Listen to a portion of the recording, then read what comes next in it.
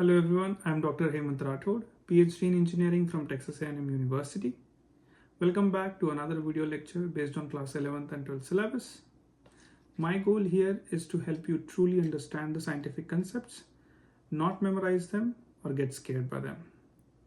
I hope this class helps you. Let's start learning.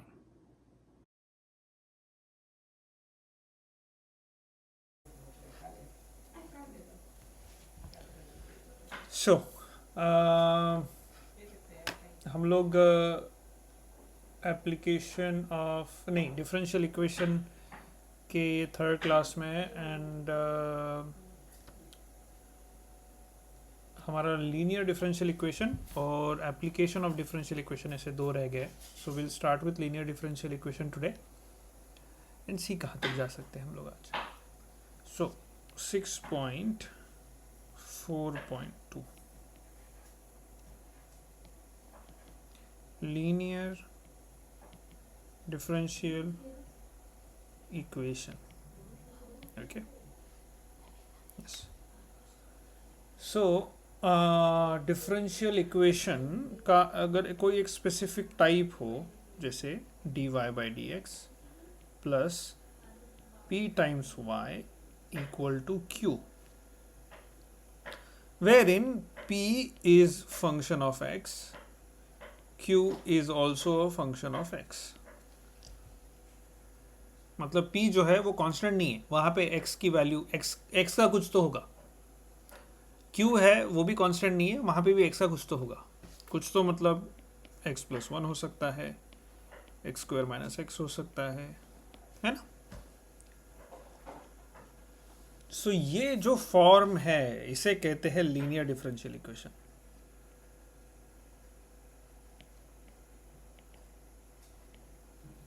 Okay, this form. Now how do we solve this equation? इसका एक technique है, इसका solution मिलने का एक टेक्निक है, और वहाँ पे हम लोग एक्सपोनेंशियल का यूज़ करेंगे. अभी आपको इसमें p दिख रहा है, राइट? सो हम लोग क्या करेंगे, we have to multiply by specific function e to the power integration p dx, e to the power integration p dx. We have to multiply it by this on both side. जब हम numerical solve करेंगे तब हमें और भी अच्छे से understanding होगी कि ऐसा क्यों कर रहे हैं. e to the power integration p dx कैसे दिखता होगा,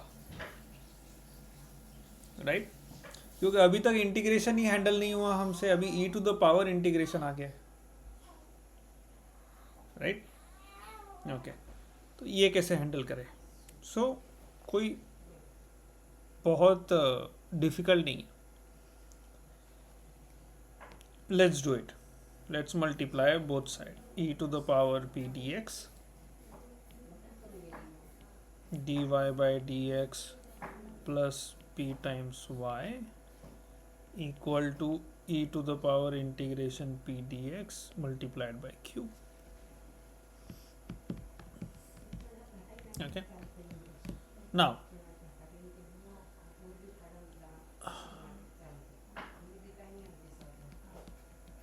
अगर कोई फंक्शन अगर होगा y into E to the power integration p d x. अभी y क्यों? क्योंकि यहाँ पे भी एक y है और यहाँ पे भी एक y है ना. So again I am using a second trick. First trick was multiplying by both side. Second trick is considering y into e to the power integration p dx. उसका अगर मैं डिफरेंशिएट करता हूं d dx, सो क्या हो जाएगा?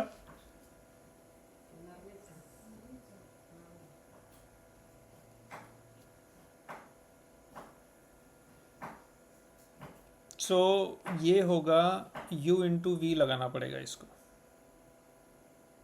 Right? So पहले आएगा, अगर फॉर एग्जांपल इसको मैं कांस्टेंट समझता हूं तो मिलेगा मुझे e p dx dy by dx, इसका डिफरेंशिएशन हो जाएगा, प्लस y वैसे का वैसा रहेगा, e to the power something का डेरिवेटिव क्या है? E to the power something ही है,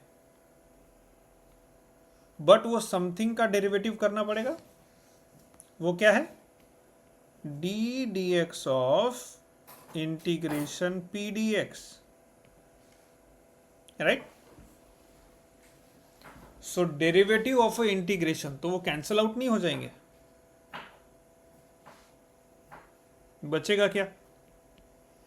e to the power integration p d x d y by d x plus y into E to the power integration p d x into P.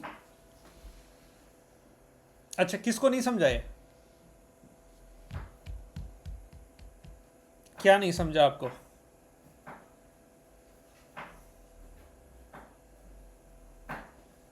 कहाँ से, मतलब कौन सा y?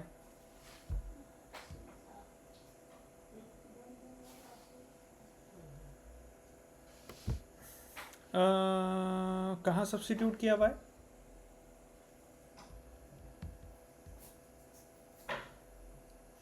हाँ, मैंने क्या कहा कि now I am considering another equation y into E to the power integration p d x, क्योंकि इसकी मुझे ज़रूरत पड़ेगी। क्यों मैंने y किया? क्योंकि यहाँ d y by d x है, y है, यहाँ p इंटू वाई है। शायद जब मैं ये करूँ मुझे आगे कुछ तो मिलेगा, इसलिए I started differentiating y into E to the power integration p d x. वो यहाँ पे नहीं है, वो मैंने अलग से सोच के उसका डिफ्रेंशिएशन करके कुछ तो मिलेगा, ये थॉट को लेके आई एम डिफ्रेंशिएटिंग। अब ये समझ गया, लेकिन इसका डिफ्रेंशिएशन आपको समझा क्या? u इंटू वी, वो समझ गया? ओके।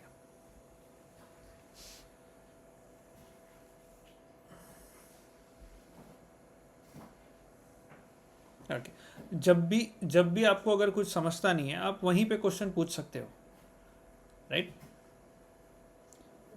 अगर आपको कोई डिफिकल्ट, आपको नहीं पता था कि मैंने ये कहाँ से लिया, क्यों लिया, so you could have asked me there and there कि ये क्या है, राइट? सो आपको बेटर क्लैरिटी मिलेगी। सो एनीवेज, ये समझ गया ये स्टेप, या ये स्टेप कैसी आई और फिर यहाँ से ये वाली स्टेप कैसी आई, ये समझ गए? ओके। सो अभी इसमें कुछ चीज़ें कॉमन लेके मैं d y by d x plus y into p e to the power integration p d x, I can write it like this.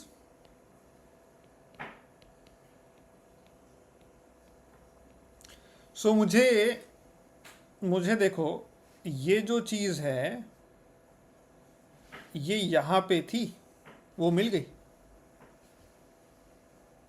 कुछ तो मिला मुझे, मतलब जो ये इसकी जो वैल्यू है, that is when I differentiate y into E to the power integration p d x.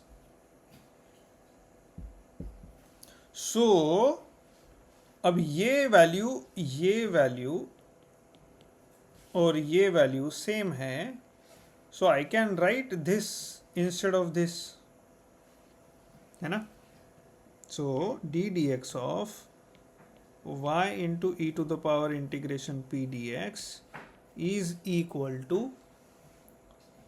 q into e to the power integration p dx. Now, if I integrate both side, what will happen? यहाँ इसमें integration और d d x cancel out होके सिर्फ y into E to the power integration p d x बच जाएगा, equal to integration q into E to the power integration p d x into d x, क्योंकि this is also function of x, so d x, yes, okay. So finally आपका जो solution है वो आपको ये जो डिफरेंशियल इक्वेशन है ये वाला, इसको हमने पहले इससे मल्टीप्लाई किया, फिर इसका डेरिवेटिव हमने चेक किया कुछ सिमिलरिटी है क्या, तो हाँ हमें मिलता है।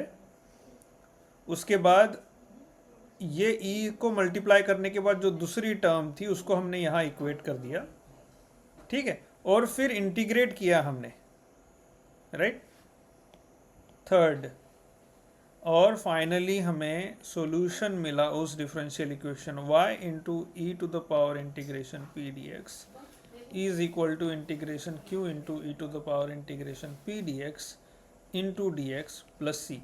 अब आप कहोगे कि अच्छा ये सॉल्यूशन है या नहीं, क्या लगता है आपको?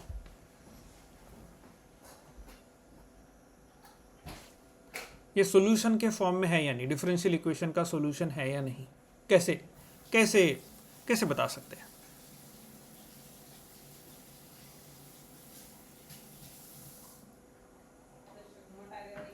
उसमें कोई डिफरेंशियल डेरिवेटिव वाली टर्म नहीं है, राइट? डिफरेंशियल इक्वेशन क्या है? डिफरेंशियल इक्वेशन नाम में ही है, ऐसा इक्वेशन जो डिफरेंशियल फॉर्म में हो, राइट? उसका सॉल्यूशन निकालना है, दैट मीन्स उसका मेन फंक्शन निकालना है। अब मेन फंक्शन में डिफरेंशियल फॉर्म नहीं होना चाहिए, तभी तो मेन फंक्शन है वो, सो इसमें नहीं है। अब बट यहां पे इंटीग्रेशन है पी डी एक्स, और integration q into e into p d x भी है, but integration p d x is not a big thing. Let's assume कि आपके डिफरेंशियल इक्वेशन में p था x और q था एक्स स्क्वायर। सोल्यूशन क्या हो गया? y into E to the power integration x d x is equal to integration q was x square e to the power integration x d x plus C, right? तो y into E to the power x square by two is equal to, अब by parts लगाओ इसको,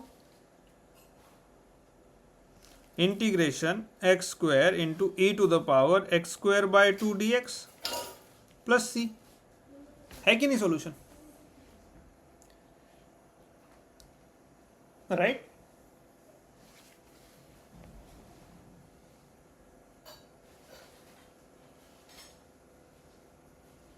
हाँ हाँ हाँ, yes, we will have to solve that, क्योंकि वहां पे पी नहीं दिया होगा ना, कुछ और दिया होगा,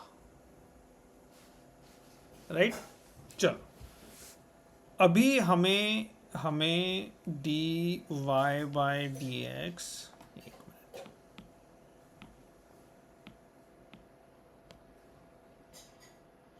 D y by d x plus p y equal to q, इसका सॉल्यूशन हमें मिला था y into E to the power integration p d x equal to integration q into E to the power integration p d x plus C, right? इसमें हमने substitution, इसमें हमने multiply किया था e to the power p d x. What if मेरा differential equation अभी change हो जाता है थोड़ा, instead of d y by d x मैं d x by d y करता हूँ plus p times y equal to q,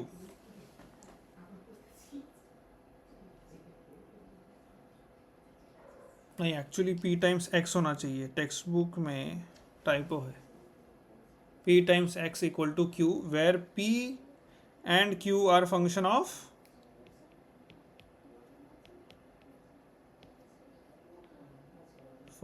y, okay, yes. so इसमें हमें e to the power integration p dy से मल्टीप्लाई करना पड़ेगा, तो हमारा सॉल्यूशन होगा x into E to the power integration p dy equal to integral of q into integral of p dy plus c, right? Okay, yes, yeah. So now let's go ahead and solve some numericals जिसमें हमें ये formulas use कैसे करने हैं वो पता चलेंगे. But before that इसमें कोई डाउट? स्टेप्स आपको पता चल गए? ऐसा डिफरेंशियल इक्वेशन है dy by d x plus p y equal to q. P और क्यू अगर कांस्टेंट नहीं है तो क्या कर सकते हैं हम लोग, राइट? यस, कोई क्वेश्चन था आपका? Fourth step. Yes,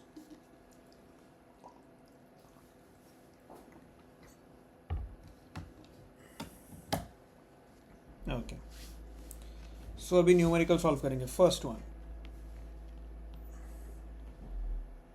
dy by dx plus y equal to e to the power minus x.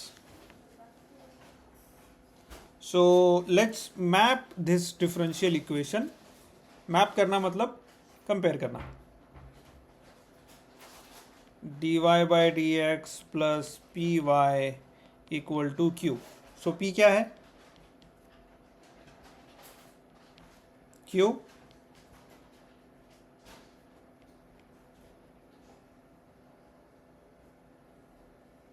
yes, e to the power minus x.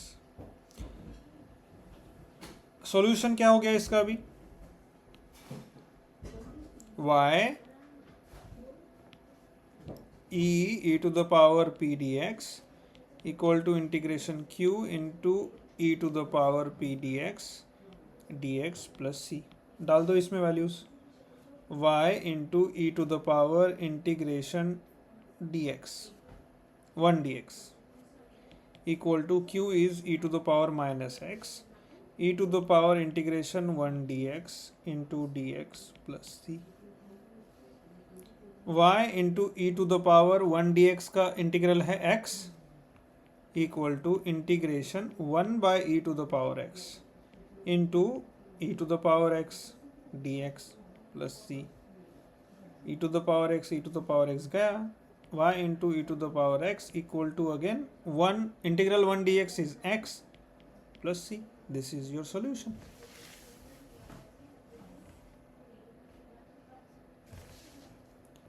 Was that difficult? Right? In this case all you had to know was this equation and this equation. ठीक है? Okay. Let's go on to second question. x sine of dy by dx. Wow. नहीं, गड़बड़ है. Sine of dy by dx नहीं, typo है वो. x sin x dy by dx plus x cos x plus sin x into y equal to sin x. बहुत लंबा चौड़ा है. बट एनीवेज, तो हमें इसमें क्या दिख रहा है? सबसे पहले क्या दिखना चाहिए? dy by dx है, y है,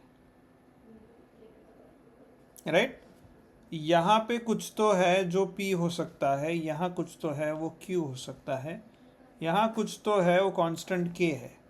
लेकिन इस k को अगर मैं हर तरफ डिवाइड कर दूँ तो ये p बाय k, ये q by k, which is again नया p नया q.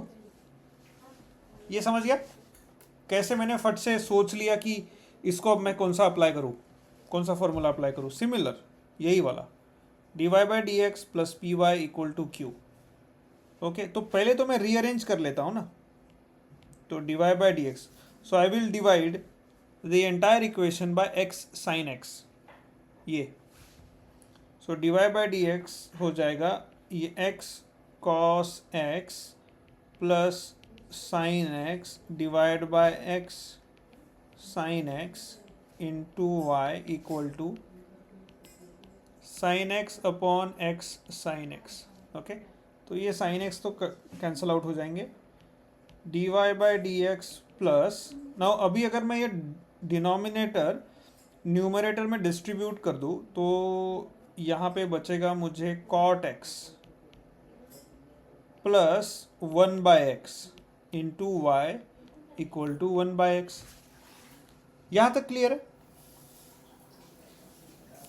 ओके, तो हमें फाइनली मिल गया पी मिल गया और क्यू मिल गया। Okay, so again let's apply y e to the power integration p dx equal to integration q into e to the power integration p dx dx plus c. So y into e to the power integration p क्या है? cot x plus 1 by x dx equal to integration q है 1 by x e to the power integration cot x plus 1 by x d x plus C. काफी लंबा चौड़ा है ये।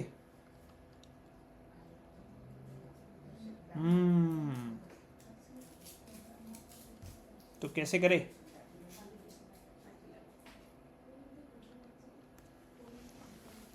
तो पहले तो इसमें से सबसे डिफिकल्ट टर्म है ये, इसको सेपरेटली चेक करते। e to the power integration cot x plus 1 by x dx चलेगा? ओके, सो और सिंप्लीफाई करने के लिए we can separate out e to the power integration cot x dx multiplied by integration 1 by x dx। ऐसे भी कर सकते हैं ना?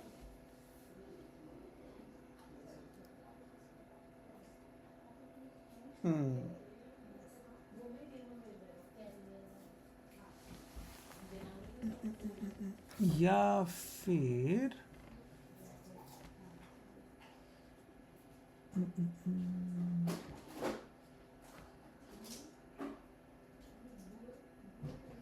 Yes, that is true. हाँ, integration cot x dx, what is the answer for integration cot x dx? Exactly, e to the power log sin x, okay, into e to the power 1 by x is log x, okay। अब ये जो plus c है ये adjust कर लेंगे हम लोग आगे जाके, ठीक है। ओके, सो ये हो गया e to the power log sin x plus log x। log का प्रॉपर्टी लगाएंगे log of x sin x, okay. So इसका वैल्यू हो गया e to the power log of x sin x base e। Finally answer क्या होगा?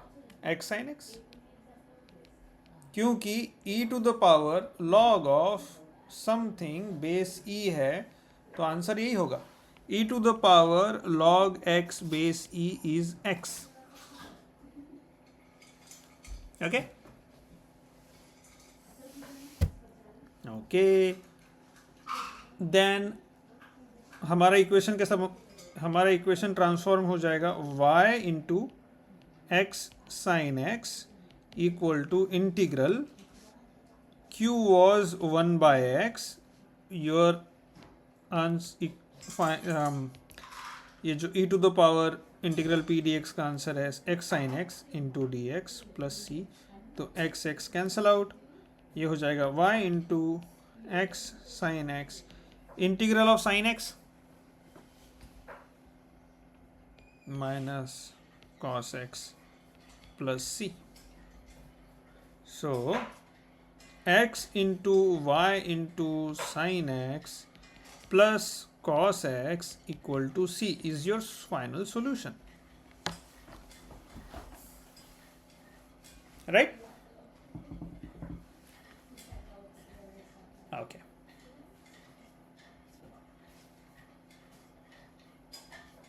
Any doubt?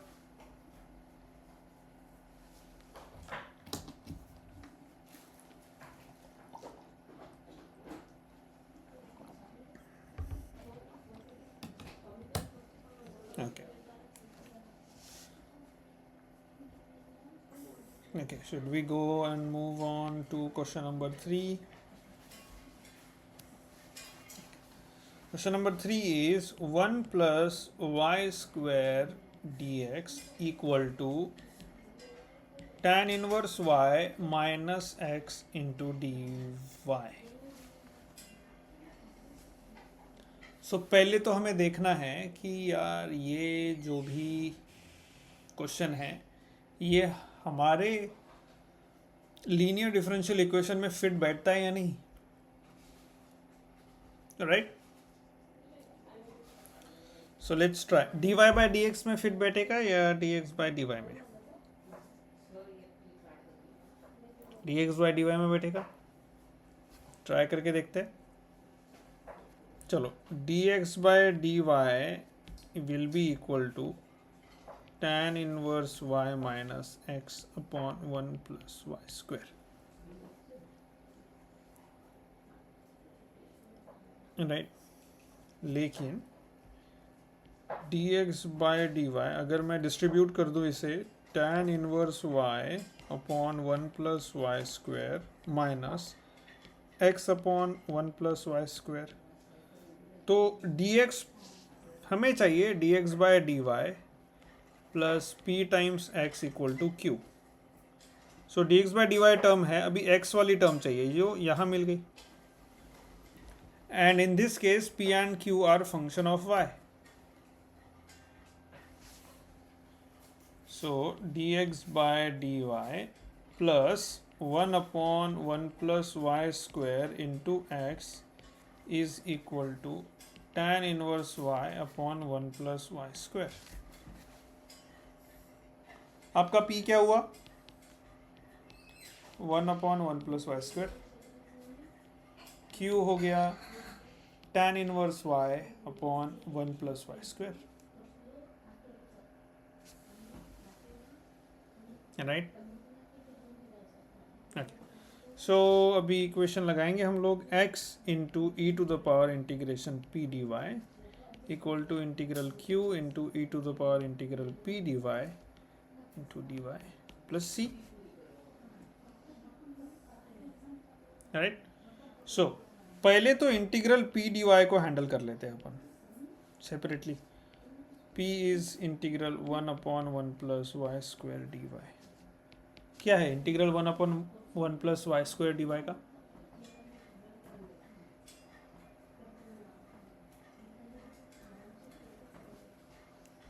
e to the power tan inverse y. That is correct. Okay. So हमारा solution बन जाता है e to the power x into e to the power tan inverse y equal to integral q is tan inverse y upon 1 plus y square into e to the power tan inverse y dy plus c. अभी यहाँ आपका quick integration का knowledge check होगा. इसको कैसे solve करूं?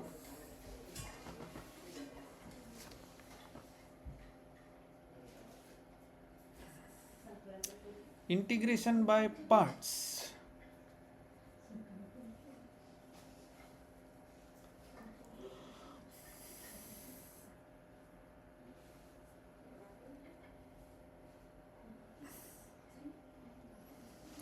कहीं आपको सब्स्टिट्यूशन दिख रहा है? एफ ऑफ एक्स और एफ डैश एक्स कहीं दिख रहा है?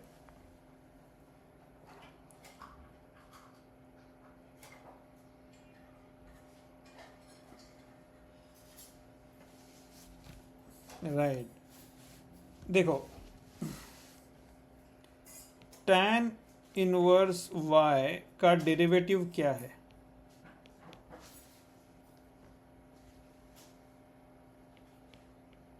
One upon 1 plus y square. So यहाँ पे tan इनवर्स y अगर सब्स्टिट्यूट कर दूं मैं तो उसका derivative 1 upon 1 plus y square मुझे मिल रहा है. So if I substitute tan inverse y equal to t, if I differentiate both side by y, मुझे क्या मिलेगा? 1 upon 1 plus y square equal to d t by d y. 1/1 plus y square dy equal to dt. So मेरा equation solution का equation क्या हो जाएगा, x into tan inverse y equal to integral tan inverse y is t e to the power t और 1/1 plus y square dy was dt plus c. अभी लगाओ तुम by parts. Now it is simple. By parts कैसे लगाएंगे, पहले तो LIATE form में है क्या, logarithmic, inverse, algebraic, trigonometric, exponential. Exponential आखिरी में होना चाहिए, अलजेब्रिक पहले होना चाहिए. T is algebraic, E is exponential. Okay, so T integral e to the power t dt minus integral dt by dt integral e to the power t dt whole integral dt plus c. Okay, is equal to t into integral e to the power t dt minus integral, ये तो 1 हो गया, बचा e to the power t dt. e to the power t dt का integral क्या है, e to the power t plus c. So t into ये भी e to the power t minus e to the power t plus c. तो अभी यहाँ पे finally t की वैल्यू पुट कर दे, tan inverse y e to the power tan inverse y minus e to the power tan inverse y plus c. x into e to the power tan inverse y.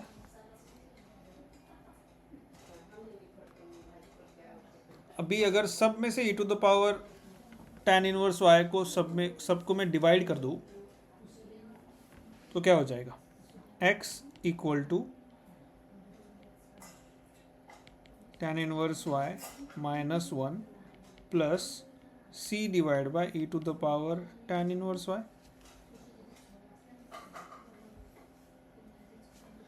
So rearrange करेंगे, x plus 1 minus tan inverse y is equal to c into e to the power minus tan inverse y. This is your final solution. या फिर this is also a solution. Same solution, different forms.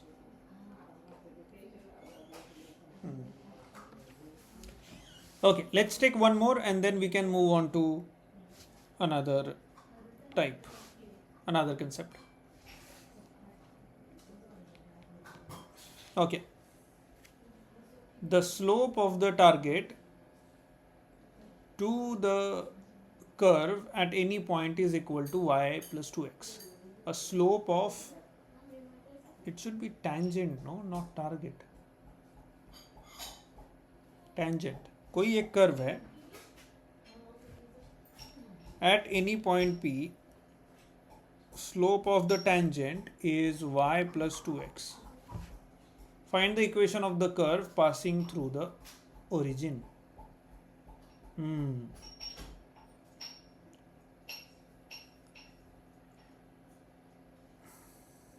मतलब हमें क्या दिया है, ये कोई y equal to f of x curve है, right? Yes.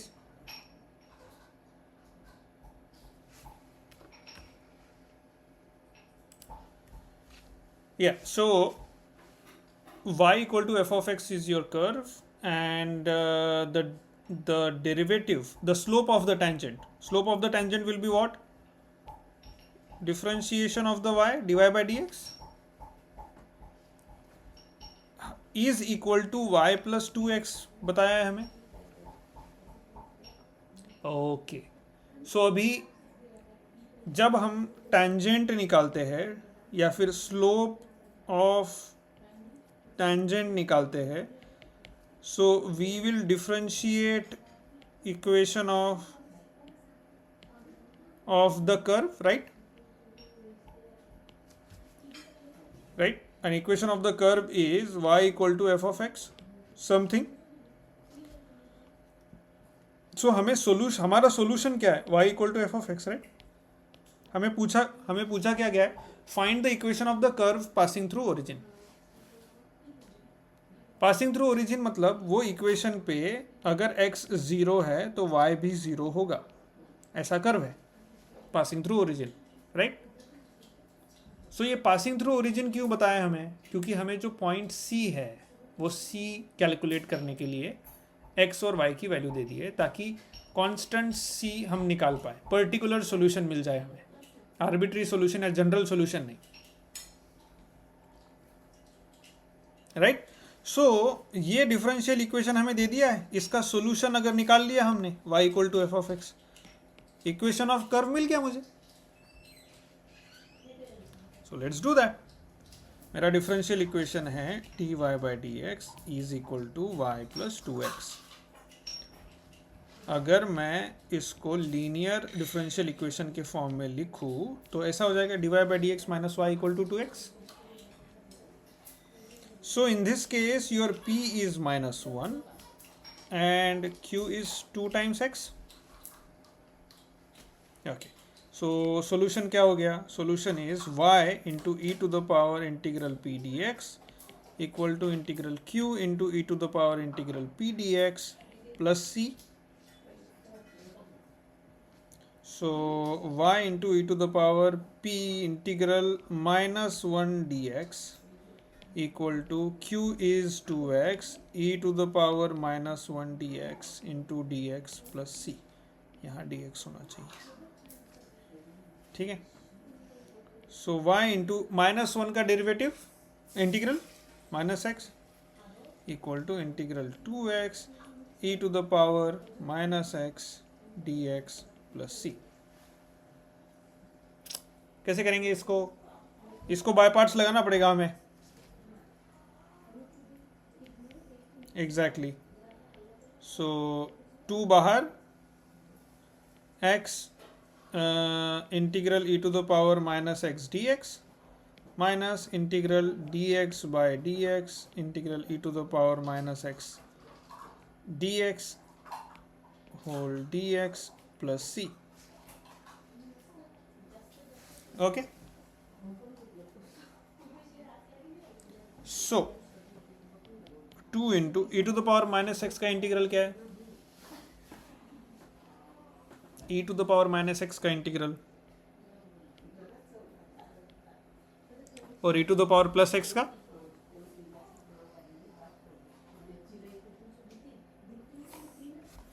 E to the power minus x का इंटीग्रल है e to the power minus x और e to the power plus x का e to the power plus x. Is that correct?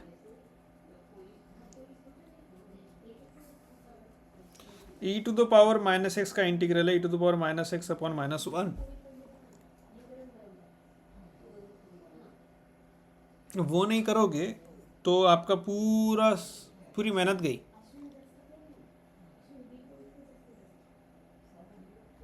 Right?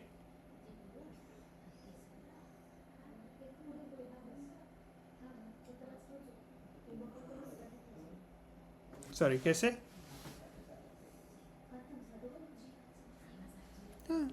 Minus e to the power minus x, yes, but when you integrate, this is what you get first. E to the power minus x divide by derivative of this one.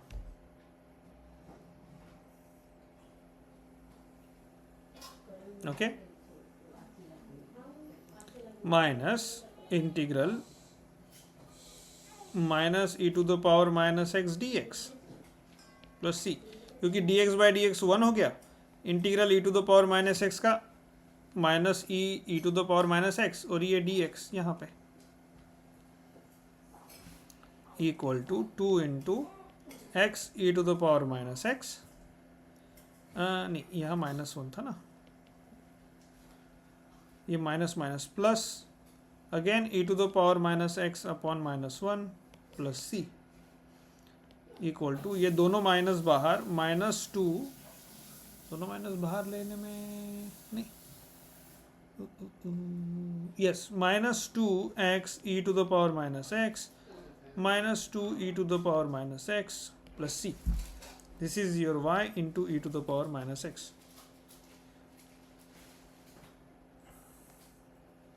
Now if we divide by e to the power minus x, so y equal to minus 2x minus 2 plus c upon e to the power minus x, which becomes c into e to the power plus x. Right? Okay. सो क्या किया जाए अभी, ये तो solution हमें मिल गया curve का, but this is general solution. This curve goes through origin, so x और वाई सेटिस्फाई करने चाहिए इस कर्व को, right. So 0 equal to 0 minus 2 plus c into E to the power 0. So c equal to 2. Therefore equation is y equal to minus 2x minus 2 plus 2 e to the power x.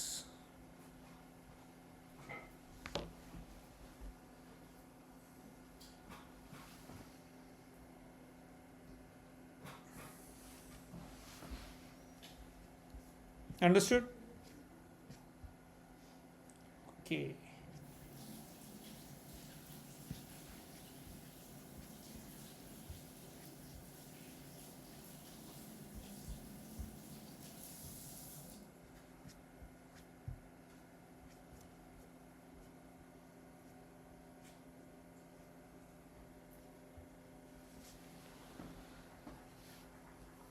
Okay. Now हम लोग आगे next concept which is application of differential equation. ये main है, reality में हमको यही solve करना है. इसके लिए सब जो भी अभी तक अलग अलग टेक्निक्स थे डिफरेंशियल इक्वेशन सॉल्व करने के लिए, वो इसलिए सीख रहे थे ताकि हम लोग कोई एप्लीकेशन में अगर डिफरेंशियल इक्वेशन आ रहा है तो उसको सॉल्व करके सॉल्यूशन कैसे निकालें. Okay, so application of differential equation, अलग अलग एप्लीकेशन है. We can use differential equation to understand the rate of growth of bacteria. अगर बैक्टीरिया मल्टीप्लाई हो रहा है तो विथ टाइम उनका पॉपुलेशन कैसा है, we can calculate their population. Radio active decay, अगर कोई रेडियो एक्टिव मटीरियल है, विथ टाइम वो कितना डीके हो रहा है. Half life period, Newton's law of cooling लगा सकते हैं हम लोग. कोई भी अगर बॉडी सराउंडिंग में रख के अगर ओवरऑल उसकी कूलिंग हो रही है तो उसका विथ टाइम टेम्परेचर कैसे चेंज हो रहा है वो भी हम लोग देख सकते हैं. सो ये डिफरेंट एप्लीकेशंस है. और एक एप्लीकेशन है सरफेस एरिया निकालना. फॉर एग्जांपल अगर कोई कोन है, सो let's say this is your cone, right? Now if you see यहाँ का circumference बढ़ते जा रहा है, right? So we can use the idea of differential equation to understand these things in geometry also, कि वो भी उसके geometrical aspects कैसे बढ़ते जा रहे हैं, right? One way is again to calculate curved surface area and all. So we'll see those examples. Let's start with population growth and growth of bacteria. Okay. So it is known that a number of bacteria in a culture increase with time. We all know that. It means that there is a growth in the number of bacteria. If the population P increases at time t, then the rate of change of P is proportional to the population present at that time. So इसका कहना क्या है कि population definitely time के साथ increase होती है, क्योंकि वो न्यूट्रिएंट को फीड करेंगे और वो मल्टीप्लाई होंगे. सो ऑफ कोर्स विद टाइम उनका पॉपुलेशन बढ़ेगा. बट एक और चीज है, पॉपुलेशन तो टाइम के साथ बढ़ेगा, लेकिन कितना बढ़ेगा वो डिपेंड करता है कि उस समय पॉपुलेशन कितनी थी. फॉर एग्जाम्पल, एक सिस्टम है, एक बीकर, उसमें मैंने एक बैक्टीरिया डाला, विथ टाइम टी वो 2 हो गए, डबल हो गए. दूसरे बीकर में मैंने 4 डाले, सो विथ टाइम टी वो कितने हो गए? 4 के 5 नहीं हुए, 4 के 8 हो गए, राइट. सो दैट मीन्स यहां पे 1 से 2 हुआ और यहां पे 4 से 8 हुआ इंस्टेड ऑफ 4 से 5. It did not increase linearly. So that means ये जो पॉपुलेशन इंक्रीज है, या फिर जो पॉपुलेशन इंक्रीज होने की स्पीड है, dp बाय dt, यहां पे 1 से बड़ा और यहां पे 4 से बड़ा. और अगर मैं तीसरे में अगर मैं 8 ले लेता हूं,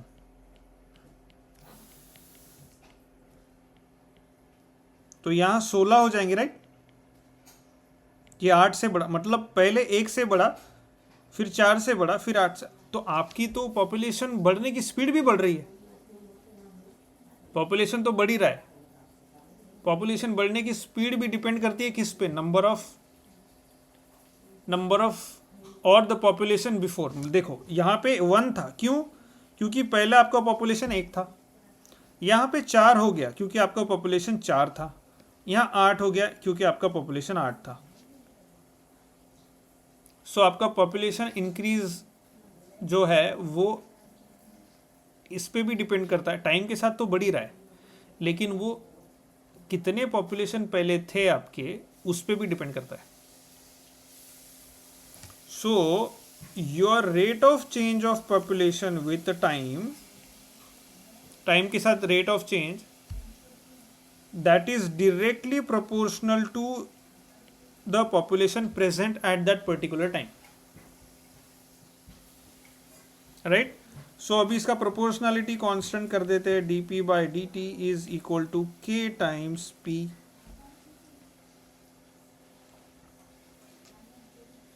राइट. और k has to be more than 0 because otherwise ये वैलिड ही नहीं रहेगा ना. और निगेटिव k अगर 0 है तो I mean then the equation doesn't make sense. सब 0 है. निगेटिव है मतलब पॉपुलेशन इंक्रीज इज इनवर्स, मतलब ज़्यादा पॉपुलेशन है तो उसकी स्पीड कम है, तो उल्टा हो जाएगा. निगेटिव हो गया तो it has to be positive, right. Population ज़्यादा है तो उसकी पॉपुलेशन बढ़ने की स्पीड ज़्यादा है. पॉपुलेशन कम है तो कम है स्पीड. लेकिन पॉपुलेशन ज़्यादा है इसलिए स्पीड कम है, ऐसा नहीं हो सकता. इसलिए निगेटिव नहीं हो सकता कि. ओके. सो चलो इसके जो इसको डिफ्रेंशिएट करने की कोशिश करते हैं. dp upon p is equal to k times dt. Okay. अभी इंटीग्रेट करेंगे. Integral dp upon p is equal to integral k times dt. ये हो गया log p equal to k times t plus c. अभी we'll apply exponential on both side. So e to the power log p base e equal to e to the power kt plus c. So p is equal to e to the power kt into e to the power c. So अभी अब मैं e to the power c को c1 लिख सकता हूँ, या फिर अगर मैं e टू द यहाँ पे इसको c1 करूँ तो e to the power c1 को मैं c लिख सकता हूँ. So p is equal to c times e to the power kt. So आपका पॉपुलेशन का इक्वेशन क्या हो गया? अगर पॉपुलेशन कैलकुलेट करना है तो population is equal to constant into E to the power K भी कांस्टेंट है इंटू टाइम टी.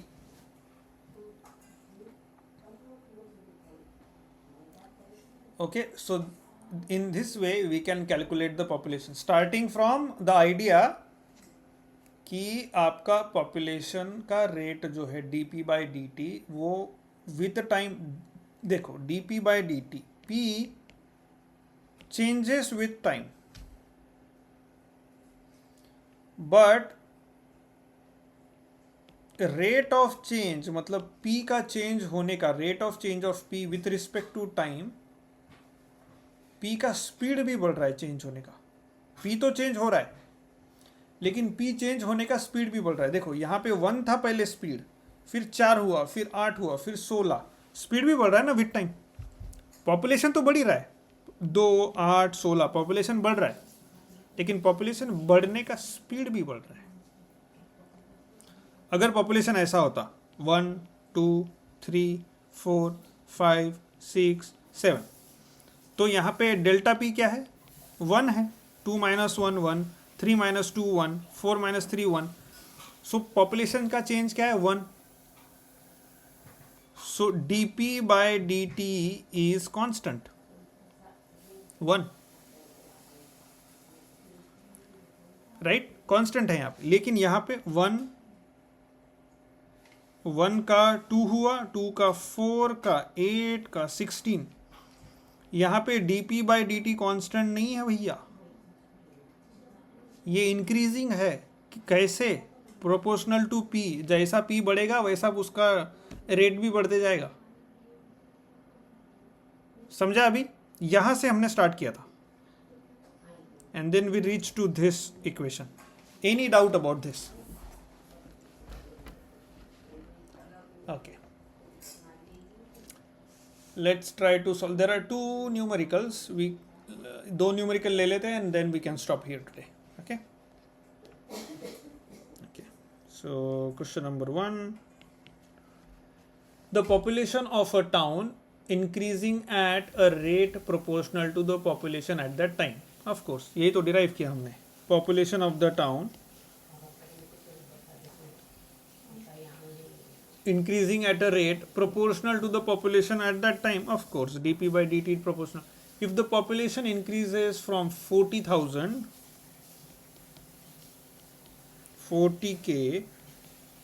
ओ नहीं 40,000 ही लिखते हैं क्योंकि k तो इक्वेशन में भी आता है इसके.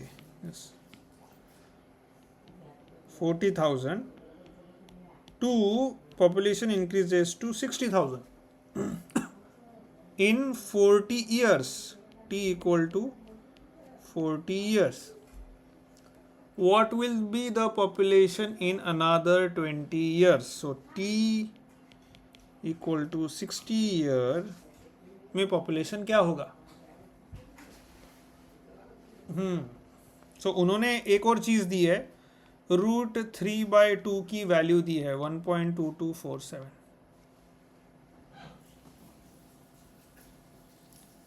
Right? We know p is equal to c times e to the power kt. Okay, so जब टाइम t इक्वल टू 0 था और time t equal to 40 year था, तो हम लोग इसके 2 इक्वेशन बना सकते हैं. p1 equal to c e to the power k t1, क्योंकि c और k तो कांस्टेंट रहेगा, that will not change. p2 equal to c e to the power k t2. Right?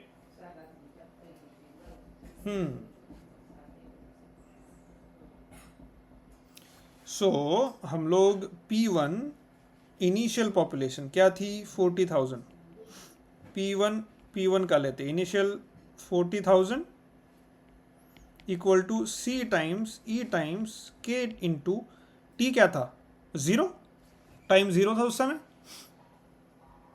सो ये हो गया 40,000 equal to c into e to the power 0.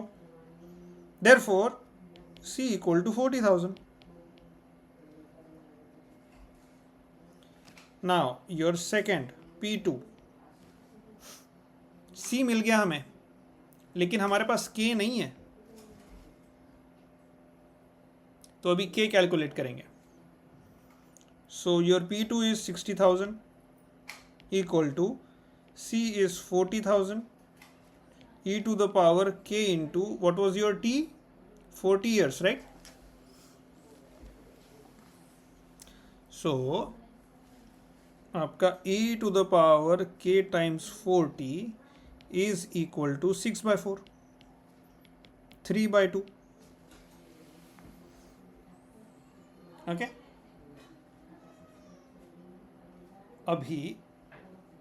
अभी हमें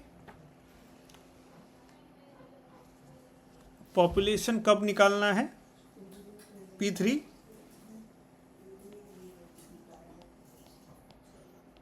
when T is equal to 60 years, right? So आपका P3 हो जाएगा, C की value क्या है? 40,000 e to the power K times 60. देखो e to the power K times 40 का तो हमें पता है 3/2 होता है, राइट? अभी e to the power K times 60 ये कैसे निकालेंगे? 40 और 60 में क्या रिलेशन है?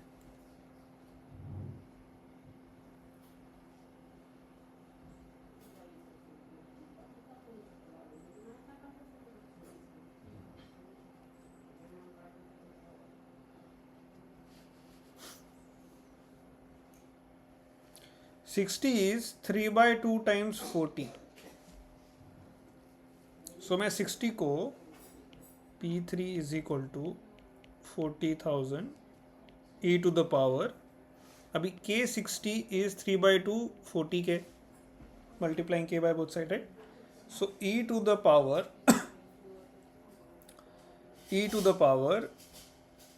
3/2 into 40K ऐसे लिख सकता हूँ. अभी ये जो प्रॉपर्टीज़ है उसको हम लोग यूज़ करेंगे. P3 is equal to 40,000 e to the power 40K to the power 3/2. इसको ऐसे भी लिख सकता हूँ मैं, right? So now I have e to the power 40K का वैल्यू. What is that? 3/2 भी है, वही वो भी 3/2 ही है. Okay, so P3 is equal to 40,000 3/2 to the power 3/2.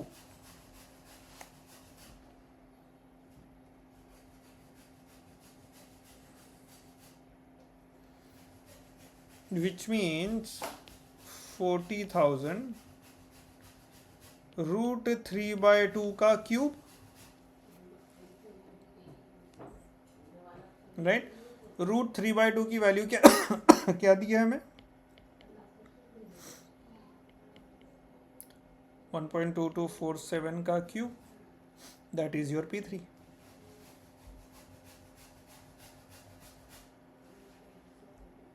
Almost ये आता है 73482.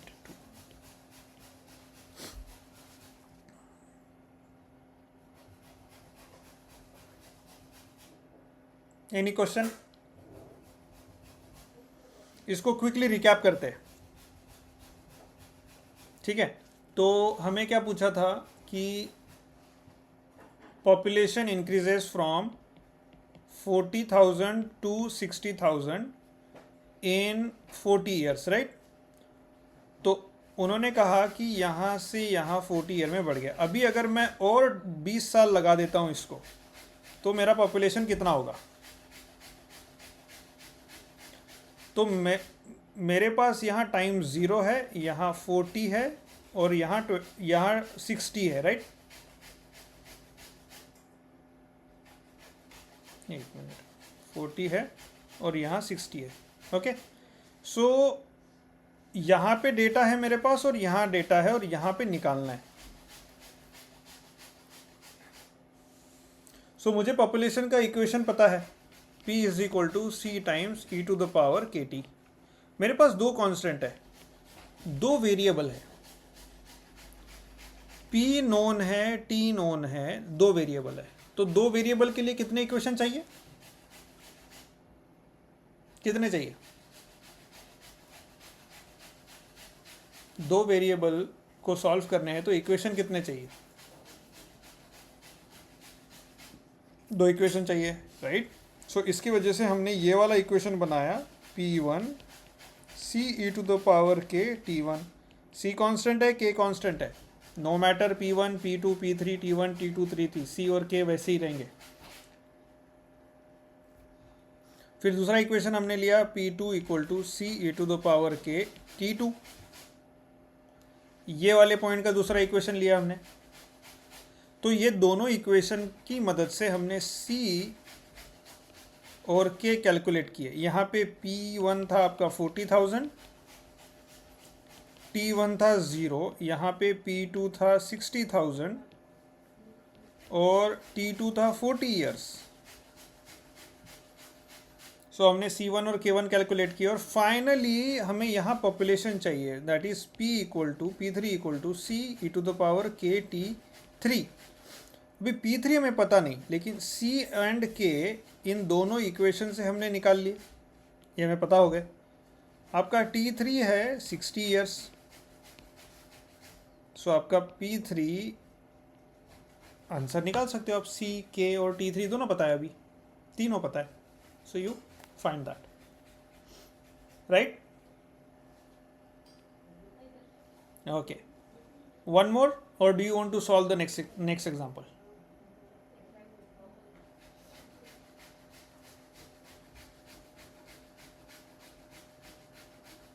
Are you sure? चलेगा, ठीक है। So let's stop here and we'll take remaining tomorrow. चलेगा, चलो, बाय बाय।